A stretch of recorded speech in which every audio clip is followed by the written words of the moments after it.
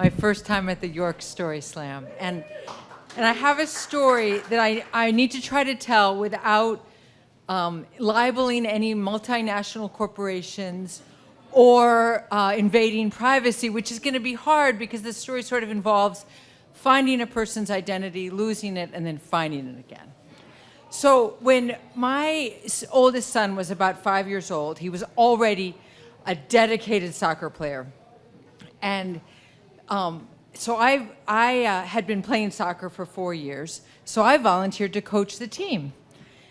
And at the time, we were living in Maple Run, in a corner of southwest Austin, Texas, in a house that we had paid $90,000 for. I wish I still had it. I would probably be a millionaire. But anyway, one of the kids on this team, his name was Joshua. And unlike the other 5-year-old boys on this team, Joshua had preternatural control of his body. He could do anything on the field. He could do anything with the ball. And he was a really nice kid. One day, I looked at the roster and I realized that he lived on the street right behind our street in Maple Run. And then I looked, and we talked, and we realized that he actually lived right behind our next-door neighbors. So our next-door neighbors were really into soccer, and there was a privacy fence between the 2 yards, but the privacy fence mysteriously got broken. And after that, all of us could pass between the two houses and play soccer in our backyard.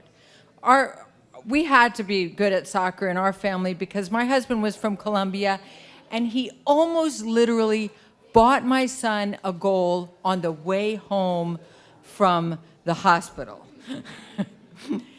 So we were having a great time, and it seemed like we were going to grow up playing soccer and living the good Austin life. But my husband worked for the Mennonite church. And unfortunately, at some point, we had to move to Lancaster County. So, but I thought, Josh was so special. The two families got along so well. There's no way I'm going to lose track of Josh and his family. But then my husband not only made me leave Austin, and move to Lancaster County, but then he died of cancer. And a lot of things happened. I'm not the most organized person in the world, but I lost track of this family. I lost their email address. I could not remember their last name, and trying to find soccer players named Josh on the internet, harder than the proverbial needle in the haystack. So one day, after soccer practice in Ephrata in Lancaster County, I took my kids into a fast food sandwich restaurant, and we ordered our sandwiches, and we were in the line there at the cash register.